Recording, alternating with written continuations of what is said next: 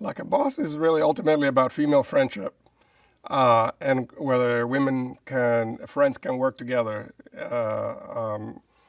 But ultimately, it really is a love story about friendship.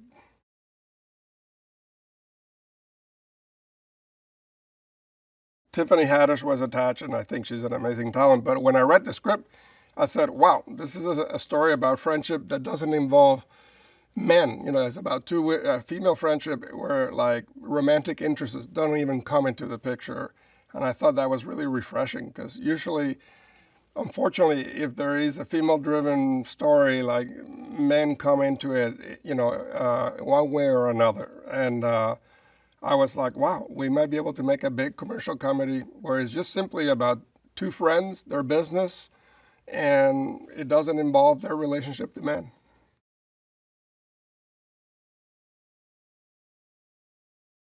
Mia and Mel. Mia is played by Tiffany. Mel is played by Rose Byrne. Is that they are kind of each other's family. They both. Mia has lost her mom. Mel has grown up in a house with a lot of problems, and like they just come together as almost more than friends. Is that kind of special friendship that some of us have when we need, to create our own families almost, friends that are just even more than friends. And the movie is really a love poem to those kind of friendships.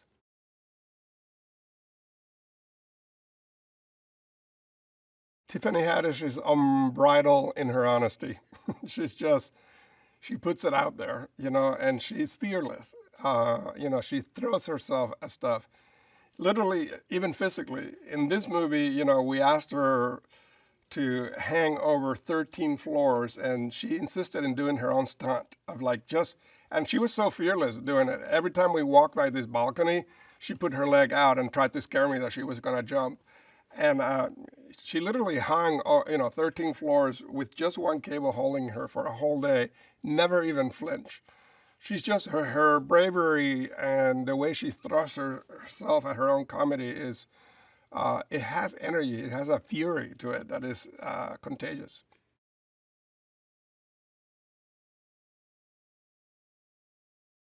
I think that she just wanted to play like a puppy dog, who needs a family, and Tiffany is her family, and she did that in such a beautiful and layer way.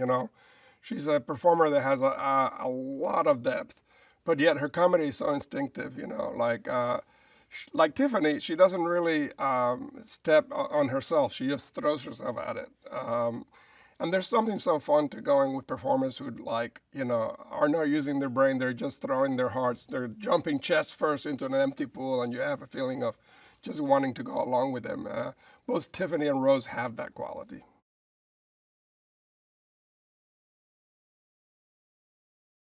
As a director, you cast two people and you throw your best hunch.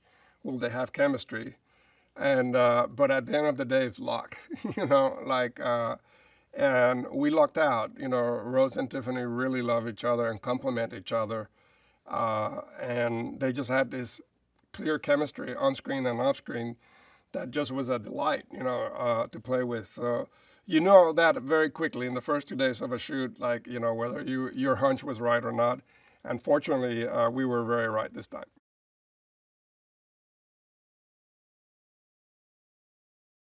We were very lucky that Tiffany Haddish and Rose Byrne built a friendship as we were shooting. So, like, it was very good for the film to see them just bond and bond more and more. And now they're really good friends. They text each other and talk all the time, even though they're, always doing something different in a different city. And it's one of those really lucky things. I feel like we could make many movies with them now.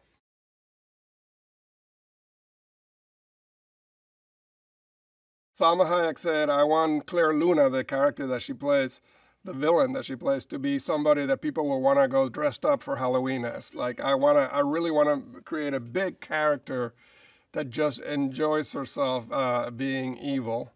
And I think, to me, she's like Mike Myers in as Mr. Evil, like she really had so much fun with it. She almost looks like a Mexican Raquel Welch on on adrenaline. Like her hair is red, is huge. Her teeth are big. Her eyes, we change them to green, and I don't know. She embodied this impresario that is so jealous of Tiffany and Rose's friendship. She needs to break them up, and she did it with such gusto. That is, it's a delight to see her do that.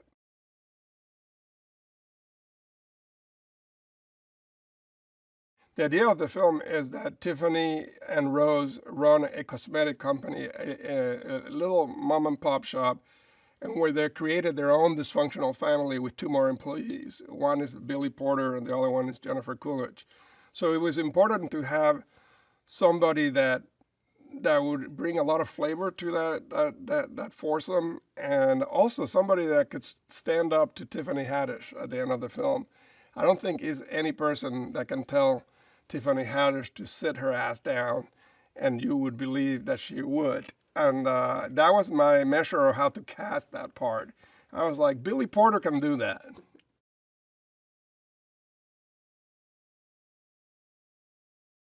Jennifer Coolidge, in real life, she's a makeup fanatic.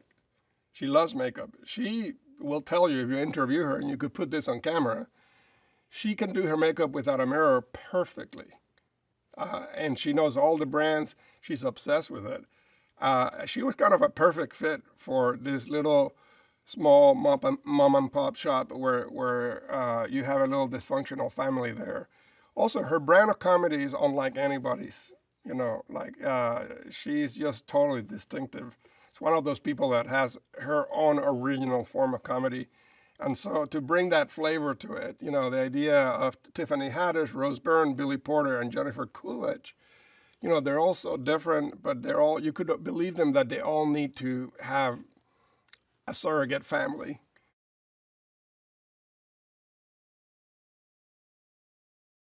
In the movie, there's a cosmetic duo team played by men, which is kind of ironic.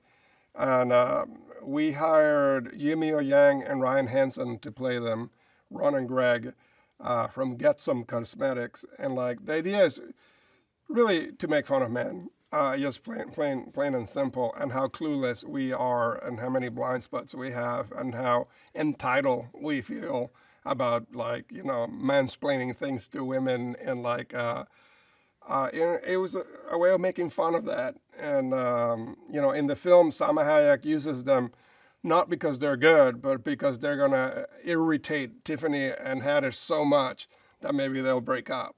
And Jimmy O Yang and Ryan Hansen have such chemistry. They're really have such a good time playing these idiots who take themselves so seriously.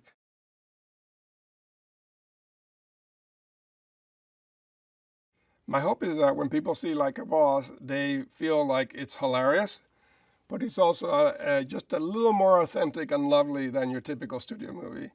That it just has a layer where they can recognize a friendship. I hope that when they come out of the movie, they think about their best friend. That's the best way to put it.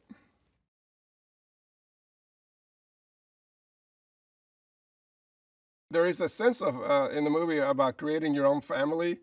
Between Tiffany and Rose, they live together, their own family. The little company they form with Billy Porter and Jennifer Coolidge is their own family. And I think the idea of connecting with friends even more deeply than you would expect is something that might resonate right now when kids are so alienated with all the social media and being on their phones the whole time. I hope that there's something about the movie that feels refreshing to men and women that way.